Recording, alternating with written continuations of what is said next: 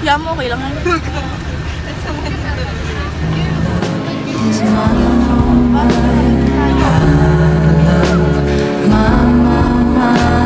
Nothing in the world belongs to me but my love, mine, oh mine, oh mine. Panik-panik kasi kami.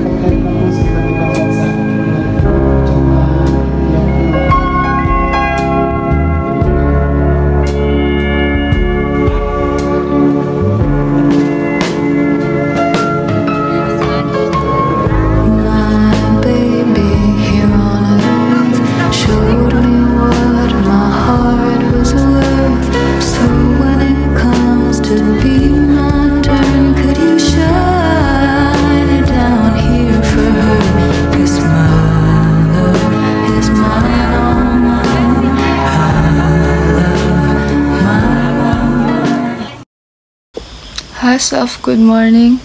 It's October 4, 5:09 a.m. Wednesday, and today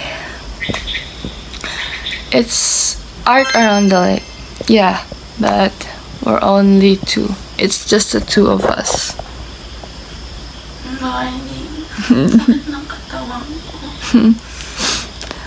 So yeah, good luck. Kaya mo na yung boys, we don't need that. Dito tayo. Talaga? Where are we going? To the zoo! Yeah, we're gonna be door explorer. So, for today's video, we're going to art around the lake. And yung mithi na naman yung nahiwalay. Tayo? Kaya pala tayo una Hiwalay ang girls and boys. Parang may galit sila sa mithi or something. I just don't know. There's the PMC. Hi guys! Hi guys! Hi! Hindi naman dito. Hi! Meron pa bang empty na dalawahan? Hindi nga. So ayan, palis na kami. Hi. Bye-bye, ballet studio. Nag-iiba ko mamaya sa ballet. Ako, tutulog ako sa bahay. So ayun, finally, 7:30 na kami umalis. So yeah. Naglaruan ni Kuya yung lights.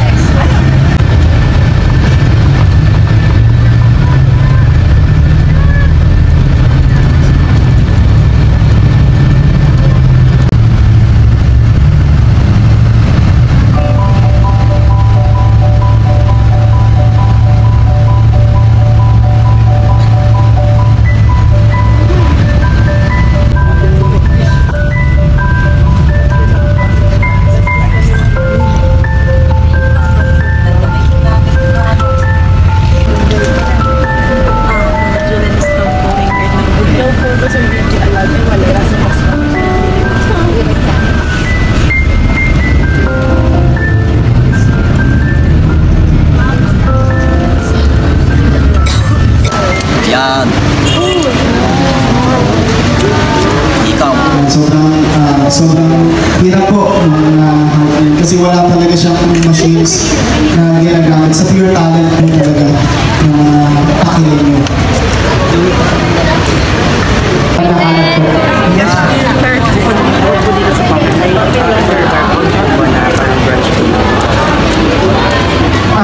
Wala na po. Ito po ay dito na po talaga sa factory ko ginagawa. But ito po is exported na po sa iba't ibang bansa like Japan, Vietnam, and then some I can feel the vibrations.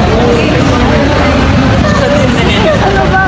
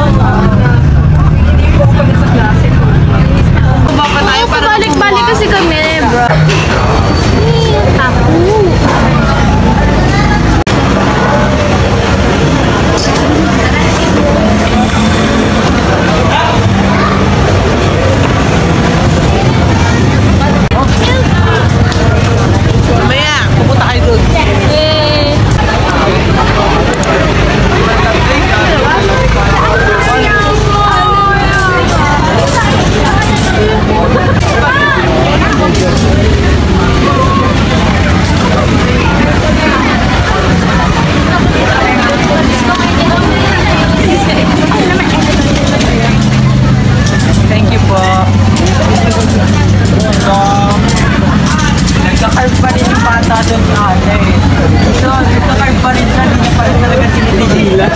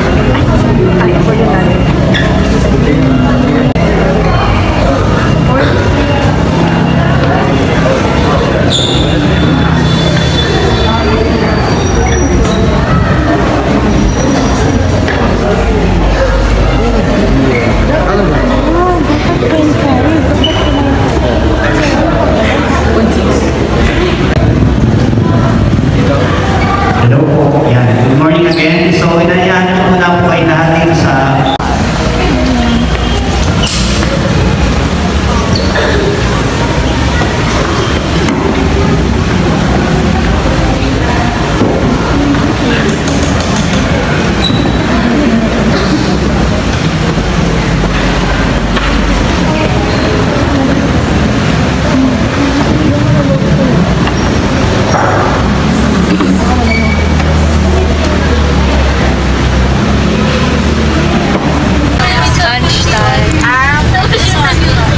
Lunch namin to. Joke lang. Ano lang to?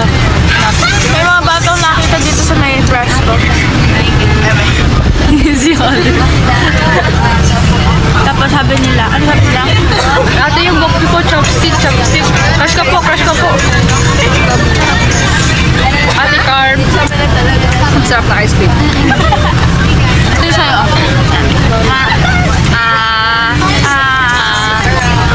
Bye-bye, Ate Carb. We miss you so much. Bye-bye.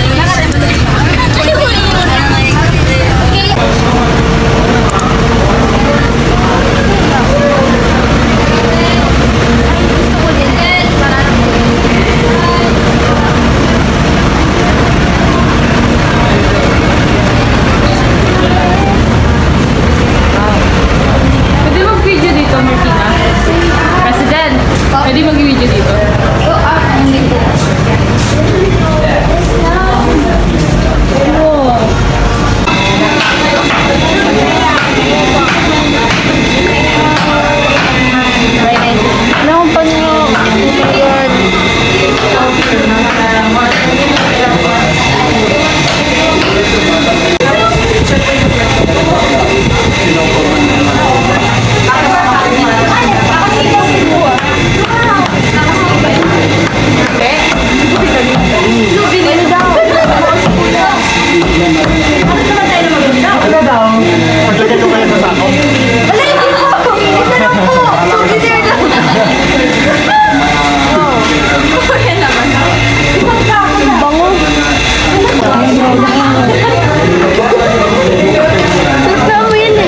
Nadudurog naman yung ginawa ko.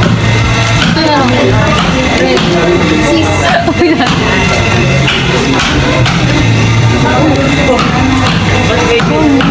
Kasi nadudurog eh. Hindi dapat nadudurog. Sa mga natatanggal po na kahoy, ano pong ginagawa niyo?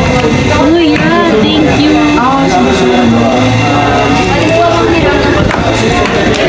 Interesting question.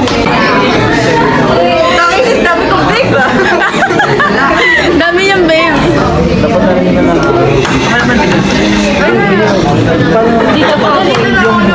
Brush na to. Ito na ang huling alam. 1%.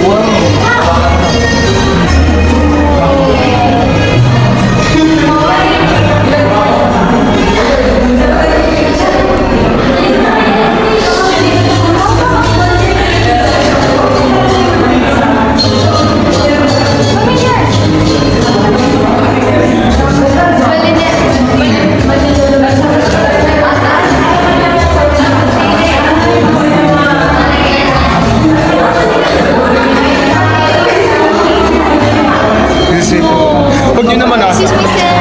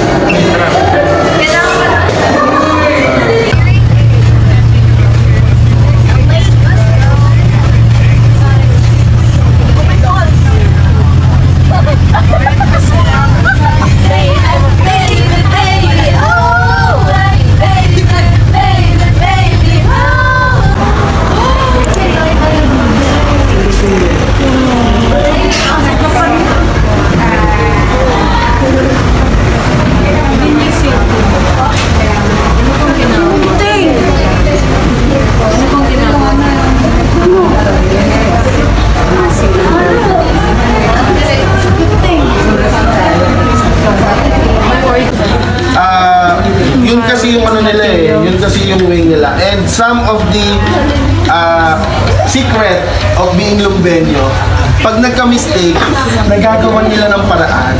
I don't know, may mga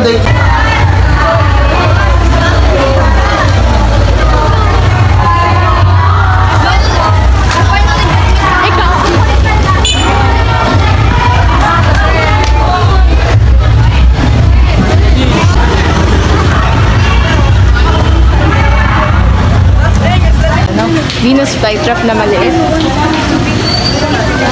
Oh, wait, ang cool na actually. Ito ba yun?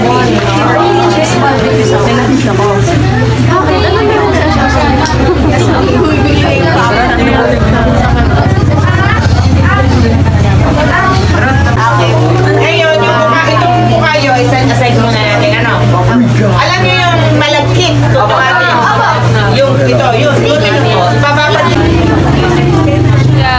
Babayaran ko siya mamaya. Eh, si Kuya. Sino ka? Titi. Tapos yung...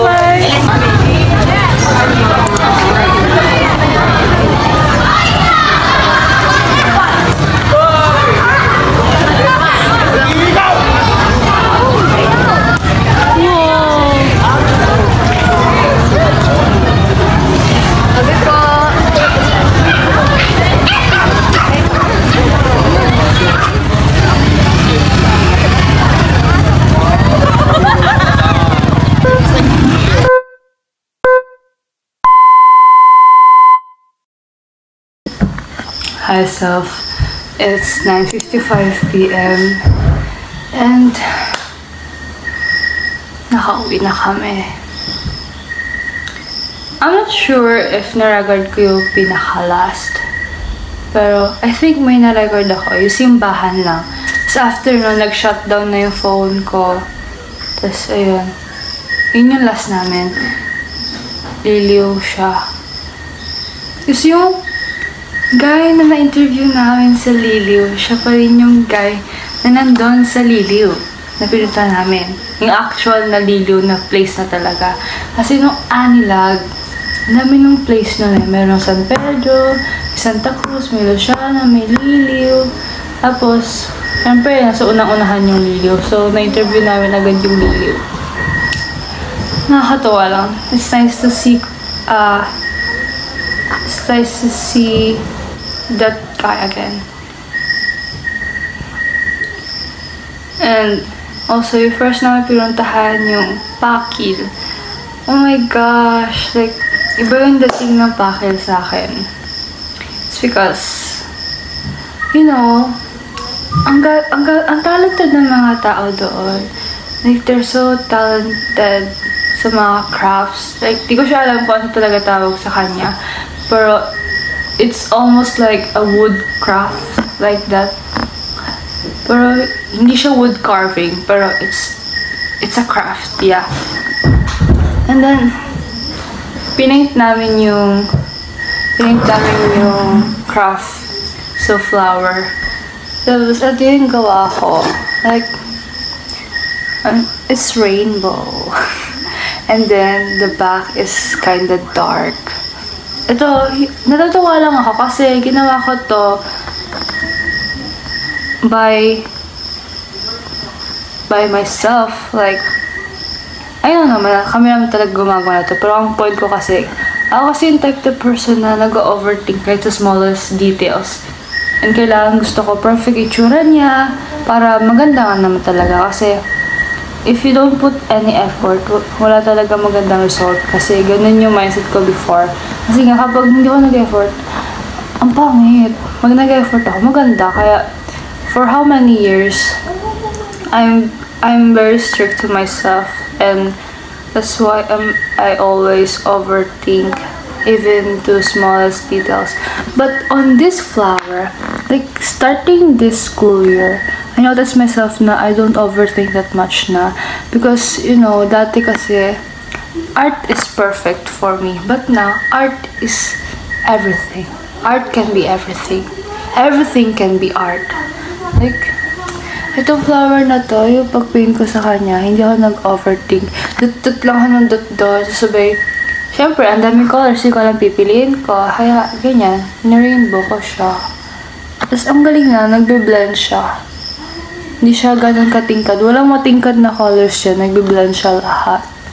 Tapos dito sa likod, dark side.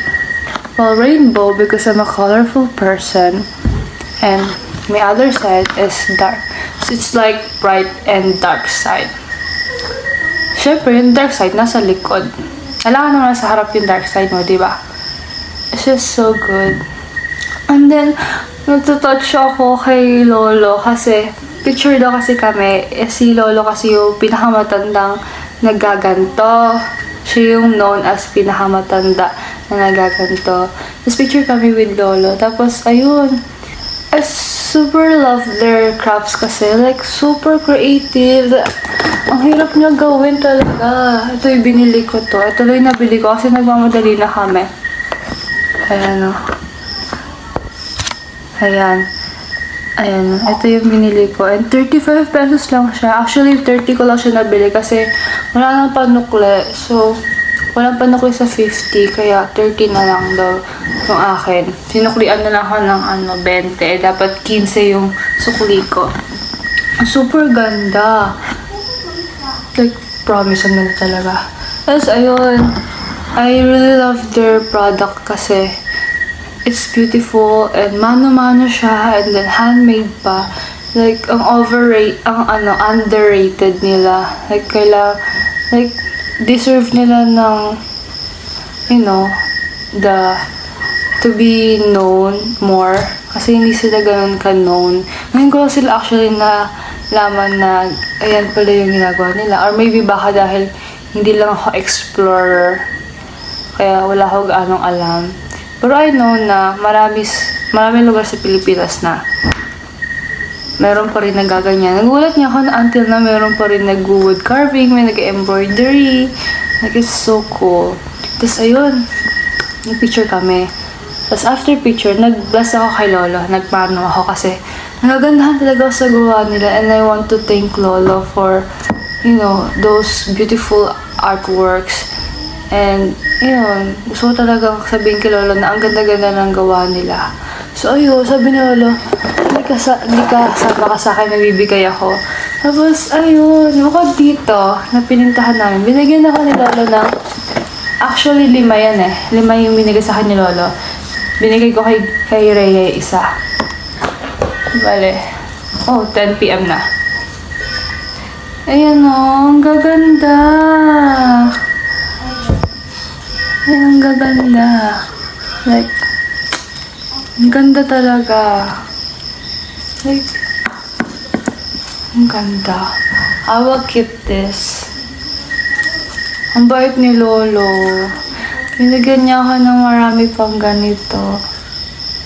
Kaso, actually nga, ang dami niya pang gusto ibigay. Kaso, hindi na pumasok sa simbahan. Ang ganda.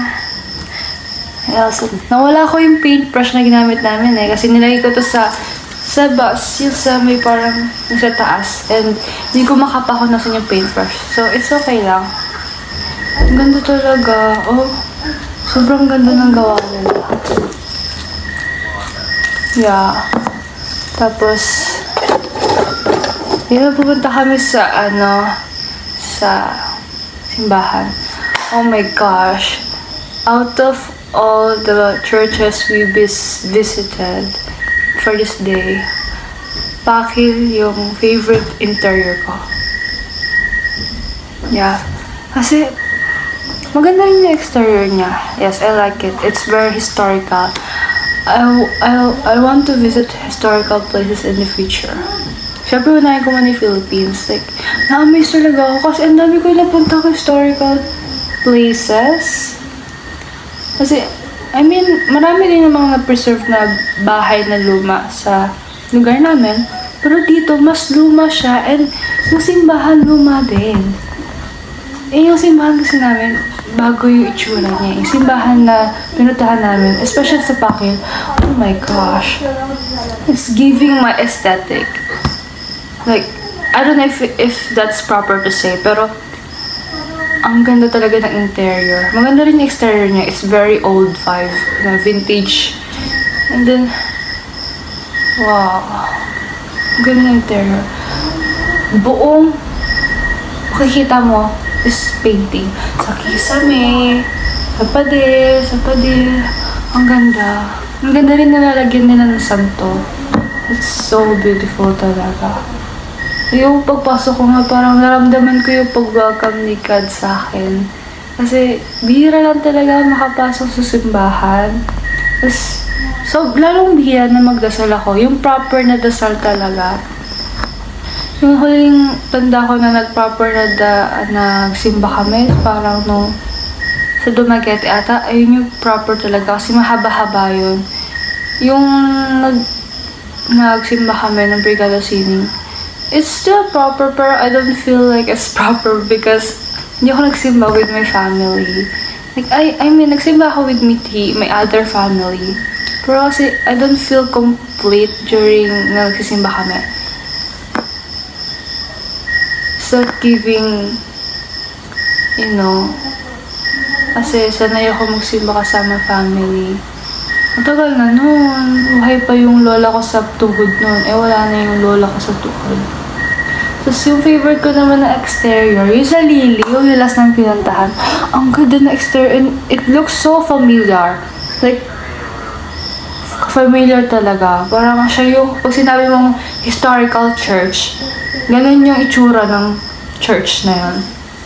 Parang, kumbaga, yung design niya is parang common siya sa other churches. Kasi, familiar talaga na yung itsura niya. Tapos, doon pa sa Lilo, ang daming pogi doon. As in, na pogi.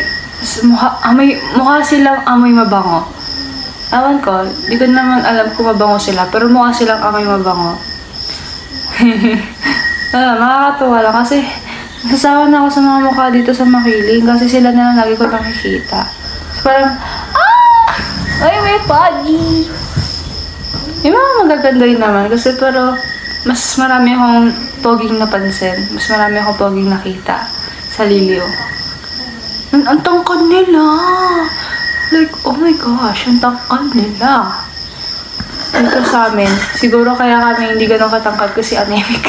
Hindi kami nakatulog ng maayos. Siguro tatangkad kami pag college na. So yun, hindi na ako nagkala nakapag-video sa Liliw. I had fun today. Ang saya niya super. Like, di ako ganun kapagod. Pero pagod ako. Pero masaya rin naman nung Anilag. Pero kasi sa Anilag, nandun kami for the project, not to enjoy. Like, ito kasi sa Art Around the Lake, talaga nag-enjoy kami. May feels project, pero at least, it's like telling our experience like that. So yun.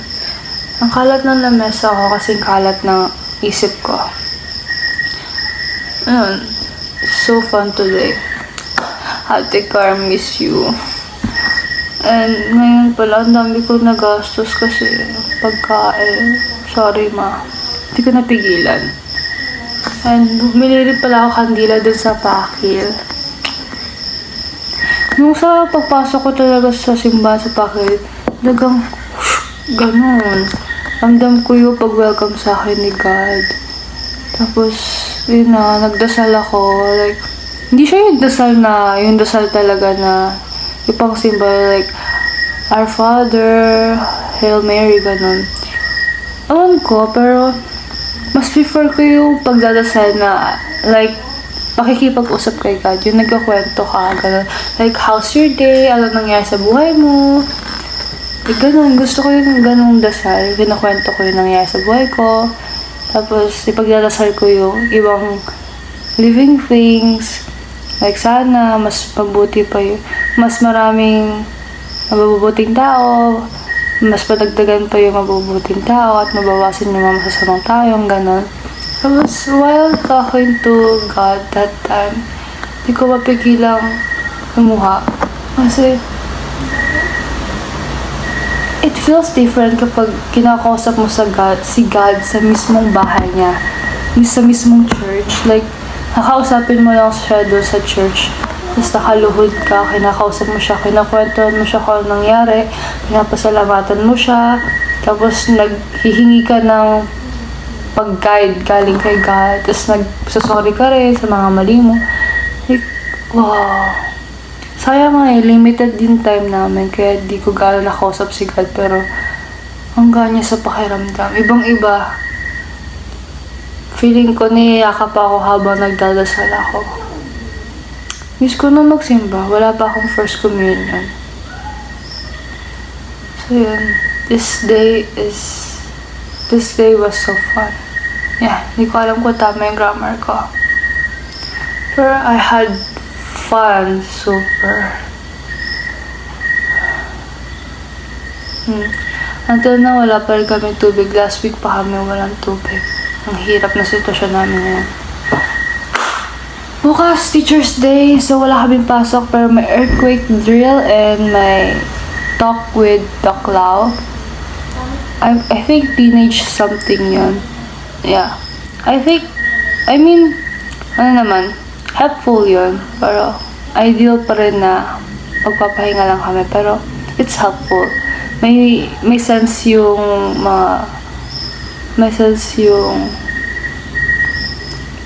pa-event bukas. Yeah. Nauutal na ako, hindi ko na rin alam sinasabi ko, kaya oh my gosh. I will write in my diary if kaya ko pa. Grabe haba, 14 minutes, almost 15. So yeah. Nice having a talk with yourself. Bye-bye, good night.